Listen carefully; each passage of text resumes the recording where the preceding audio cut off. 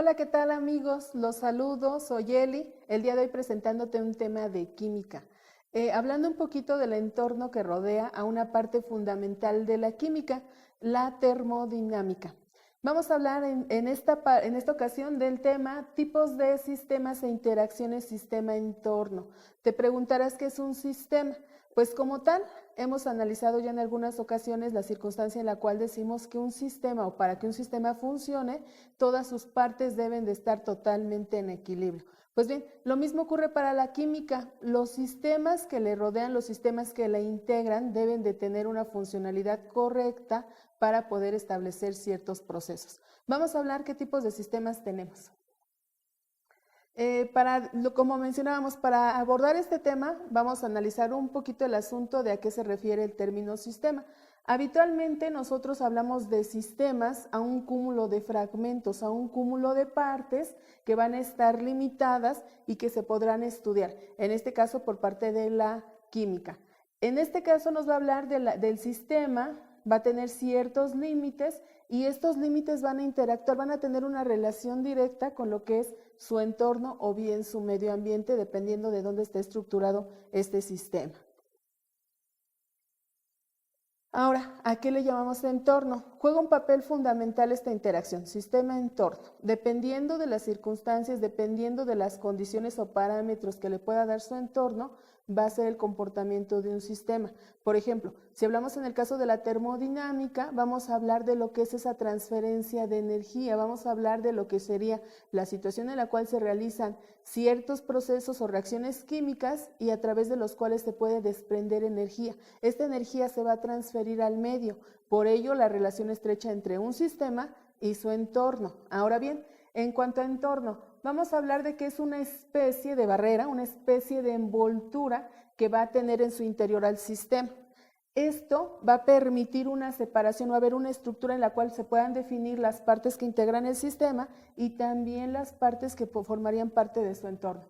Esta situación también conlleva lo que sería la connotación de la generación de fronteras. Esto es importante porque cuando se analicen sistemas, vamos a hablar de estos sistemas que son bastante particulares, ya sea adiabáticos o no. Vamos a continuar con esto.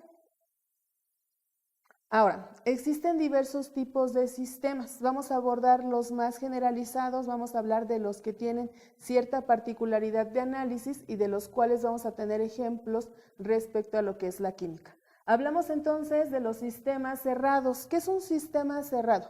Pues bien, como su nombre nos indica, este va a tener una circunstancia. Nos dice que este no va a interactuar, no va a abordar, no va a influir en lo que es su ambiente. Habitualmente en este sistema no hay transición de energía o de materia. Porque actúan independientemente de los cambios que se produzcan en el exterior, es decir, cualquier parámetro que pueda fluctuar o cambiar en esa envoltura fuera de ese sistema no lo va a afectar, no va a haber este intercambio. Ahora bien, estos pueden ser de tipo mecánico o bien pueden ser sistemas físicos. Esto es importante porque pues obviamente nos va a denotar cómo sería el asunto del sistema. Aquí nos menciona, por ejemplo, si está cerrado. Imaginemos que tenemos un vaso que contiene algún líquido, algún gas. Vamos a imaginar que, por ejemplo, contenemos helio dentro de lo que sería un vaso o un globo, un contenedor en el cual estemos hablando de la presencia de un componente químico. Si este está totalmente desvinculado de las circunstancias que puedan ocurrir en su entorno, estamos hablando que se trata de un sistema cerrado. Por ejemplo, mencionábamos, si tenemos una disolución con la cual estemos realizando ciertas adecuaciones o ciertas situaciones en las cuales se le agrega soluto, se le quita. Esta situación va a ser un sistema cerrado si nosotros mantenemos esta parte totalmente ajena a lo que serían las cuestiones del entorno. Imagina que tienes un vaso, le colocas agua, le cierras el recipiente totalmente, ¿qué va a ocurrir? Si esto ocurre, difícilmente podrá haber un intercambio de lo que es energía con su entorno. De no ser así, si lo dejas destapado, por ejemplo, hay líquidos que son muy volátiles o sustancias muy volátiles, por ejemplo, el alcohol, ¿qué va a ocurrir? Pues mientras sea un sistema cerrado, vas a tener la posibilidad de contener toda esa materia dentro de ese recipiente. Sin embargo, si tú lo destapas, ¿qué va a ocurrir? pues va a comenzar a evaporar, se va a comenzar a fluctuar a lo que es la atmósfera y dejaría de ser un sistema cerrado en el cual va a haber un cambio en la composición. Y en este caso no de la composición, habría un cambio en la totalidad de lo que sería líquido contenido. Comenzarías a tener una fuga hacia el exterior. Otro tipo de sistema son los sistemas abiertos. En este tipo de sistemas sí va a haber interacciones con el medio. Te comentaba, imagina que tienes un recipiente con alcohol desnaturalizado del 70. Estos tienen un punto de evaporación muy bajo, entonces, ¿qué va a ocurrir? Si lo dejas abierto, por obvias razones, va a comenzar a volatilizarse. Y esto lo que va a permitir es que puedas observar cómo hay una transición, cómo existe una interacción directa entre lo que es el entorno y el sistema. Estamos hablando que en este caso el sistema sería de tipo abierto. Lo mismo ocurre, por ejemplo, si tú tienes un bloquecito de hielo y lo pones calcula su masa desde que lo tienes y después lo dejas a la intemperie. ¿Qué va a ocurrir? Va a ocurrir que los efectos climáticos van a actuar sobre él. Y una vez que actúen sobre él, ¿qué va a ocurrir? Pues la masa seguramente no va a ser la misma porque tuviste o expusiste tu sistema convirtiéndolo en un sistema abierto.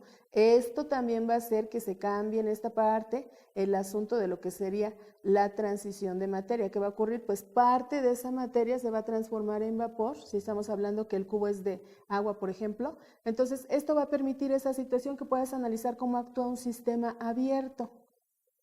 Otro tipo de sistemas, vamos a hablar de los sistemas aislados. Estos sistemas, bien nos menciona, tratan de totalmente estar ajenos a su entorno, totalmente estar fuera de él e interactuar en la parte totalmente nula con él. Entonces, en este, ¿qué va a suceder?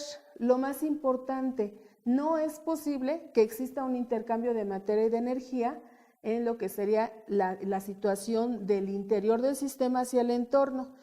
Un ejemplo muy básico, muy característico, un recipiente térmico. Si el recipiente térmico, los habituales termos en los que comúnmente portas líquidos, ¿qué va a ocurrir con estos? Se dice que contienen una estructura en la cual no puede haber una fluctuación entre lo que es el interior de ellos y su medio. Por lo tanto, difícilmente interactúan o transfieren calor. Estos van a permanecer aislados totalmente de lo que es esa envoltura, van a estar en el interior y las condiciones en las cuales se encuentre va a ser muy complicado que se modifiquen. Ahora bien, no existen en los sistemas que tenemos mostrados, no hay absolutamente ninguno que sea 100% aislado. En algún punto va a tener que interactuar con su entorno, va a transitar esta circunstancia de ceder energía. Por ejemplo, si tú tienes un líquido muy caliente, pues seguramente va a transcurrir cierto lapso de tiempo en cuanto se baje la temperatura, pero a final de cuentas sí va a haber una interacción, sí va a haber una transferencia. Hay que recordar que en este caso, cuando tenemos un cuerpo caliente, ¿qué va a ocurrir con este? Va a ceder su calor al medio. Siempre va a transitar, la energía fluye desde el más caliente hacia un cuerpo de menor temperatura, hasta que se logre el equilibrio térmico, es decir, hasta que ambos sistemas o ambos cuerpos o todos los cuerpos que participen en esa interacción, en ese sistema, puedan tener la misma temperatura. Así es como ocurre, del calor o el caliente va a ceder hasta que todos estén compensados con la misma cantidad de temperatura. Ahora, si nosotros hablamos de los sistemas que caracterizan a la química, pero analizados desde el estado de agregación que estos la constituyen, vamos a tener en cuenta qué reactivos tenemos antes de, obviamente, una reacción química y qué productos se pueden obtener. Recuerda que las reacciones químicas, a final de cuentas, son procesos termodinámicos, en donde también existe lo que es la posibilidad de hacer una transferencia de energía. ¿Qué va a suceder en este caso? Pues estamos hablando que si nosotros nos concentramos en este tipo de sistemas y de acuerdo a lo que es la agregación de reactivos y productos, vamos a tener la presencia, por ejemplo, de sistemas homogéneos. Recuerda que esto hace referencia a un prefijo bastante usual. Recuerda que el prefijo homo significa igual o mismo. Entonces nos hablan de que en este tipo de sistemas los componentes habitualmente tienen el mismo estado de agregación, es decir, estamos uniendo dos líquidos o dos gases o bien serían En el caso de los sólidos es complicado porque hay que recordar que estos tienen una estructura totalmente establecida y eso da una imposibilidad a que puedan ser mezclados, a que puedan asumir la posición de un sistema. Entonces, hablaríamos de que tenemos unos líquidos o gases y que estos, a su vez, una vez que se agrupan, forman un sistema en el cual solamente existe una fase. Esa fase pues está representada como un sistema. Ahora este sistema pues también se puede considerar, si ya hablamos de sus componentes y sus reactivos están vinculados con lo que es el estado de agregación, también pudiesen transformarse en un sistema cerrado, abierto o intentar ser aislado. Otro sistema es el sistema heterogéneo y seguramente estas dos palabritas vienen a traerte en contexto algún tema que probablemente ya analizaste, que es sobre las mezclas. Tiene mucho que ver por los componentes del sistema. A final de cuentas, esa disolución, a final de cuentas, esa mezcla puede ser un sistema, es considerada como un sistema. En este caso también mencionamos, pertenece a lo que son los estados de agregación y en este vamos a encontrar que habitualmente los estados de agregación son distintos. Podemos tener la mezcla, probablemente un sistema en donde mezclemos componentes sólidos, componentes líquidos y si los cerramos podríamos también mezclar componentes gaseosos. Entonces ahí la intención en los sistemas de tipo heterogéneo que va a ocurrir, que te va a ser muy fácil identificar los componentes, a diferencia de los homogéneos en donde el sistema presenta una sola fase y esa sola fase te impide ver que la estructura, en el caso de las situaciones de un sistema heterogéneo, va a ser fácil que tú concretes qué lo está integrando. Prácticamente hasta aquí mi participación. Espero esta información te sea útil. Nos vemos hasta la próxima.